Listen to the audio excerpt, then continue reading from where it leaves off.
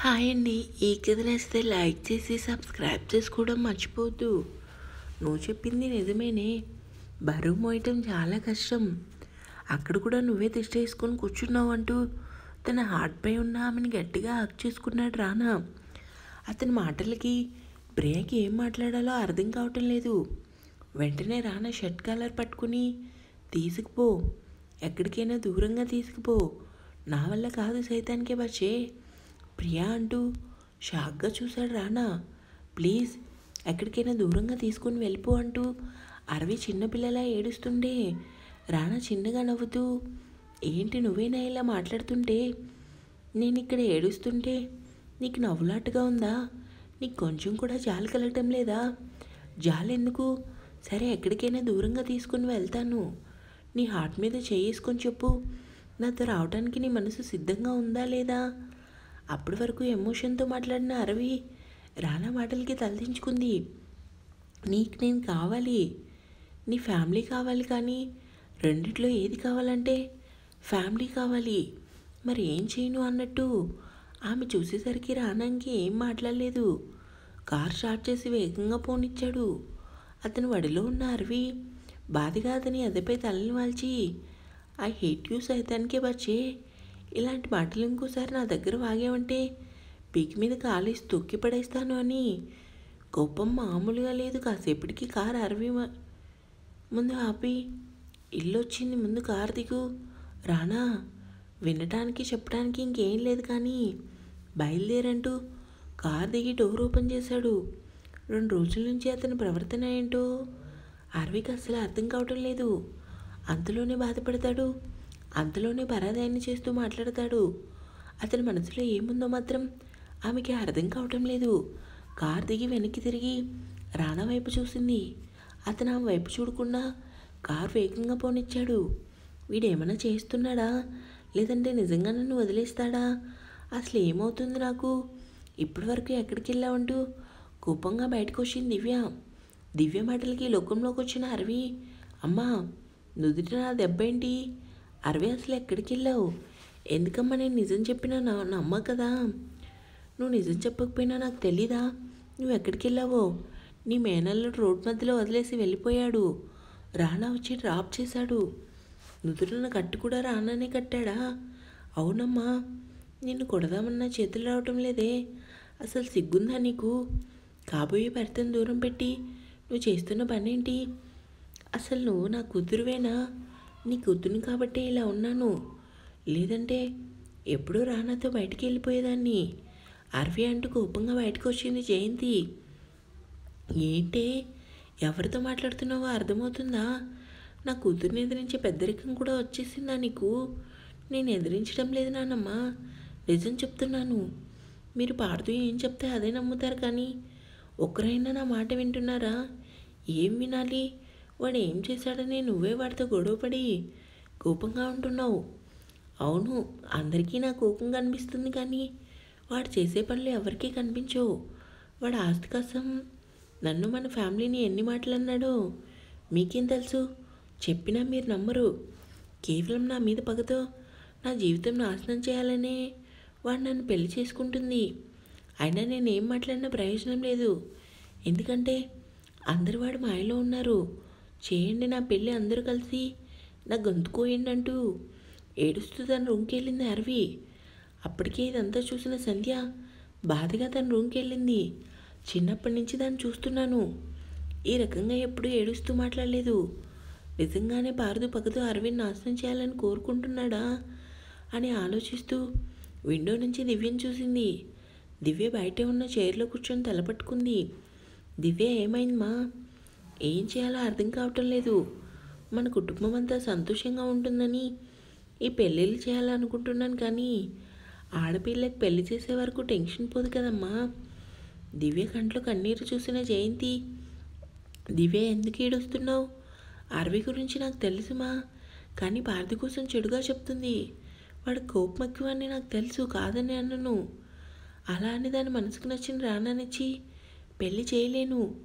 ఆ కుటుంబం అంటేనే నాకు ఇష్టం లేదు మా. నా భర్తను నాకు దూరం చేసి క్షమాపణ చెప్పినంత మాత్రాన నా శ్రీను నాకు తిరిగి వస్తాడా? లేదు కదా. ప్రాణం విలువ ఏంటో తెలిస్తే ఆయన అలా యాక్షన్ చెయ్యరు కదా. గతం తలుచుకొని బాధపడి ఇప్పుడేం చేస్తావుమా? నేనేం చేస్తానమ్మా? ఆ దేవుడి దయ వల్ల అరవి మనసు మారి అది సంతోషంగా పెళ్లి చేసుకుంటే చాలు. అంతకుమించి ఏమీ వద్దు నాకు. నువ్వు మరీ ఎక్కువ ఆలోచించుకు దివ్య. అరవి కోసం తెలిసిందే కదా, దాని కోపం ఎక్కువ. ఆవేశంలో ఏం మాట్లాడుతుందో దానికే తెలీదు. ఏమో అమ్మా, నాకు భయంగా ఉంది దాని మనసు ఎలా ఉంటుందని అని. దివ్య బాధపడుతుంటే సంధ్య ఆ మాటలన్నీ విని ఆలోచిస్తూ బెడ్ మీద కూర్చుని వెంటనే శ్రీకాంత్కి ఫోన్ చేసింది. ఆఫీస్లో ఉన్న శ్రీకాంత్ ఫోన్ లిఫ్ట్ చేసి, హలో ఎవరు? నేను సంధ్యని. ఏంటి అంటూ ఫోన్ వైపు ఒకసారి చూసుకొని సంతోషంగా, సంధ్య నువ్వా? నా నెంబర్ నీకెలా తెలుసు? అబ్బి ఫోన్లో చూశాను. నేను చెప్పింది ఏం చేశారు? ఈరోజే వెళ్తాను, మాట్లాడతాను. కానీ వాళ్ళు ఒప్పుకోకపోతే మీరు మాట్లాడాల్సిందే అందరితో కాదు, తనతోనే. నేను చెప్పింది త్వరగా చేయండి, ఉంటాను. నువ్వు అన్నీ ఆలోచించుకుని నిర్ణయం తీసుకున్నావా? సంధ్య, నేను ఫోన్ పెట్టేస్తున్నానంటూ సంధ్య ఫోన్ పెట్టేసరికి శ్రీకాంత్ ఆలోచనలో పడ్డాడు. నిజంగానే నువ్వు ప్రియాంకను పెళ్లి చేసుకుంటావా? నమ్మలేక మరోసారి అడిగాడు శేఖర్. నాన్న ముందు నేను ప్రియాంకతో మాట్లాడాలి, కానీ మాటిచ్చావు, గుర్తుపెట్టుకో. సరే నాన్న అంటూ రానా బయటికి వచ్చాడు. నువ్వు చెప్పినట్టే అన్నీ చేశాను. నేను చందన్ దగ్గరికి వెళ్తున్నాను. సరే, ఏమైనా అవసరమైతే ఫోన్ చేయంటూ రానా కార్ చార్జ్ చేసి రెస్టారెంట్కి వెళ్ళాడు. అప్పటికే అతని కోసం వెయిట్ చేస్తున్న ప్రియాంక రానాని చూడగానే షాక్ అయింది. వామ్మో, ఈయనేంటి ఇంత అందంగా ఉన్నాడు అనుకుంది. లోపలికి వచ్చిన రానా ప్రియాంక చూసి చిన్నగా నవ్వాడు. హాయ్ రానా, నమస్తే అంటూ 2 చేతులతో నమస్కరించి చైర్లో కూర్చున్నాడు. ప్రియాంక చిన్నగా నవ్వి, నమస్తే, చెప్పండి, మీకు నేను నచ్చానా? డైరెక్ట్గా పాయింట్కి వచ్చాడు రానా. నచ్చారు కాబట్టి కదా మిమ్మల్ని యాక్సెప్ట్ చేశాను అంటూ ప్రియాంకను చూశాడు. చాలా పద్ధతిగా ఉన్నా అందంగా ఉన్న ప్రియాంకను చూసి, నువ్వు పార్థు ఫ్రెండ్ కదా? అవును, బాగా క్లోజ్ ఫ్రెండా? క్లోజ్ అంటే మరీ అంతే కాదు, జస్ట్ బెస్ట్ ఫ్రెండ్. అవునా అంటూ టేబుల్ మీద 2 చేతులు పెట్టి, చెప్పండి, నాతో ఇంకేం మాట్లాడాలి? నేను మీకు నచ్చానా? నచ్చావో లేదా అన్నది పక్కన పెడితే నేను నిన్ను ఒకటి అడగాలి. ఏంట్రానా? ప్రియాంక ముందు ఒక ఫైల్ పెట్టి ఒకసారి చూడు. నవ్వుతూ ఆ ఫైల్ చూసి ప్రియాంక షాక్ అయింది. రానా, చెప్పు, అది నిజమా కాదా అంటూ సూటిగా అడిగాడు రానా. నీకెలా తెలుసు? నాకు అన్నీ తెలుసు అంటూ ప్రియాంకను చూశాడు. అప్పటికే ఆమె కంట్లో తడి చూసి రానా చిన్నగా నవ్వి, పర్లేదు, నేను రెడీ పెళ్ళికి. ఇంకా నాతో ఏమైనా చెప్పాలా? ప్రియాంక మౌనంగా ఉండేసరికి, పర్లేదు ప్రియా, చెప్పు. రానా డైరెక్ట్గా అడిగేసరికి, నా గురించి నువ్వు ఏం తెలుసుకున్నావో అదంతా నిజమే అంటూ చాలాసేపు రానాతో మాట్లాడింది. ప్రియాంక అన్నీ విన్నా రానా చిన్నగా నవ్వి ప్రియాంకతో కాసేపు మాట్లాడి బయటకు వచ్చాడు. అరవి లే అంటూ జాను నిద్ర లేపేసరికి అరవి నిద్ర లేచి, చెప్పక్క, అసలు తింటున్నావా? మొహం చూడు ఎలా ఉందో. నేను బాగానే ఉన్నాను, గుడికి కదా రెడీ అవుతాను. అది కాదే, ఒకసారి నేను చెప్పేది తిను. వద్దక్క, నాకేం చెప్తారో బాగా తెలుసు. విని విని విసిగిపోయానక్క అని టవల్ తీసుకుని వాష్రూమ్కి వెళ్ళింది. జాను బాధగా బయటకు వస్తుంటే, ఏమైంది జాను, అలా ఉన్నావు? ఏం లేదు బావా. జాను, నువ్వు నేను కూడా దాని విషయంలో ఏం చేయలేకపోతున్నాం కదా. ఆ మాటకి అభి ఏం చేయమంటావే? అక్కడ ఉన్నది అత్తయ్య కదా, ఎదిరించలేను. నా వరదలలా ఏడుస్తూ బాధపడుతుంటే నాకు మాత్రం సంతోషమా చెప్పు? నాకు తెలుసు బావా నీ గురించి, కానీ పారదు అనుకున్నది చేస్తాడు. కానీ ఎందుకు రానా సైలెంట్గా ఉన్నాడు? ప్రేమిస్తే ఇంట్లో అందరూ ఒప్పుకోలేదని తను అలానే వదిలేస్తాడా? మీ చెల్లి ఎలా ఫ్యామిలీకి విలువ ఇచ్చిందో అలానే రానా కూడా అత్తయ్య మాటికి విలువ ఇచ్చాడు. చూద్దాం ఏం జరుగుతుందో. నువ్వు పదం ముందు అని జాను చేతిని పట్టుకుని బయటకు వచ్చాడు అభి. ఈ మాటలు విన్న సంధ్య చిన్నగా తనలో తానే నవ్వుకుంది. మీ అత్తయ్య ఎవరు చెప్పినా వినదురా, మొండిది అనుకుంది. అందరూ రెడీ అయ్యి కారులో కూర్చున్నారు. అందరూ వచ్చారు. అరవి ఏది? వస్తుంది జయంతి, ఇప్పుడే కదా లేచిందని విండో బయటకు చూసి చైర్లో రెడీ అయ్యి వస్తున్న అరవిని చూశాడు. బంగారు తల్లి ఎంత అందంగా ఉంది. అవును తాతయ్య, దాని పెదవుల మీద చిరునవ్వు కూడా ఉంటే ఇంకా అందంగా ఉంటుంది. జాను మాటికి అందరూ దివ్య వైపు చూశారు. అభి కార్ స్టార్ట్ చేయి. సరే అత్తయ్య. అరవి కారు ఎక్కుతుంటే నువ్వు ఈ కారు కాదు వెనక పార్థుబాబు కారులో రా. సరే అమ్మ అంటూ అరవి సైలెంట్గా వెనకే ఉన్న పార్థు కారు ఎక్కింది. అప్పటికే అరవి అందచందాలను చూస్తున్న పార్థు, ఏంటి బ్యూటీ ఈరోజు ఇంత అందంగా రెడీ అయ్యావు? అరవి ఏం మాట్లాడలేదు. మౌనంగా విండో బయటికి చూసింది. ఏది ఏమైనా నీ అందం మామూలు అందం కాదే అంటూ అరవి చేతిని పట్టుకుని రెడీగా ఉండు. నీ జీవితం నా చేతుల్లోనే. పెళ్ళైన మరుక్షణం నేను ఇచ్చే షాక్కి అందరి నోటి మాట రాదు.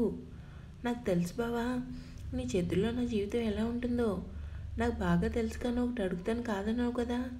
ఏంటి? నన్ను బాధ పెట్టాలన్నా కొట్టాలన్నా 4 గోడల మధ్యలోనే చేయి బావా. బయట మాత్రం ఇప్పుడు ఎలా నటిస్తున్నావో అలానే నటించు. పార్థు నవ్వుతూ, నాకు తెలిసే ఎవరి దగ్గర ఎలా ఉండాలో. ఫ్యామిలీ కోసం తెగ ఆలోచించి చాలు, ముందు సీట్ బెల్ట్ పెట్టుకో అని కోపంగా కార్ స్టార్ట్ చేశాడు పార్థు.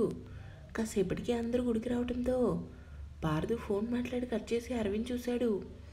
ఏంటి ఏదో ఆలోచిస్తున్నావు? ఏం లేదు పద లోపలికి వెళ్దాం. అబ్బా నేనంటే ఎంత రెస్పెక్ట్ కదా నీకు. లోపలేమో రానని పెట్టుకుని పైకి బావా అంటూ నన్ను ఎలా పిలుస్తున్నావే? అందుకే నాకు మిడిల్ క్లాస్ ఫ్యామిలీ అంటే నచ్చదు. అందుకే కదా నన్ను పెళ్లి చేసుకుంటున్నావు. ఎందుకు చేసుకుంటున్నానో నీకు తెలుసు కదా అంటూ నవ్వుతూ అరవి దగ్గరకు వచ్చి పద లోపలికి వెళ్దాం. అప్పుడే మరొక కారు గుడి ముందు ఆగటంతో పార్థు అరవి ఆ కారు వైపు చూశారు. రానా ఫ్యామిలీ చూడగానే అరవి చిన్నగా నవ్వింది. ఎవరు ఆమె మొహం చూడలేదు. అందరూ అరవిని కనీసం పలకరించకుండా లోపలికి వెళ్ళేసరికి అరవికి ఎంతగానో బాధ కలిగింది. చూసావు కదా వాళ్ళ దృష్టిలో నువ్వు గడ్డి పరకతో సమానం. చూసింది చాలు కానీ పద లోపలికి వెళ్దాం. కారు దిగిన రానా శక్తి ఇద్దరూ నడుస్తూ అరవిని చూశారు. రానా చూపులో ఆమె మనసును తగ్గగానే మౌనంగా తలదించుకొని పార్థు చేతిని పట్టుకుంది. పార్థు గర్వంగా రానాని చూసి అరవి చేతిని గట్టిగా పట్టుకుని ముందుకు నడిచాడు.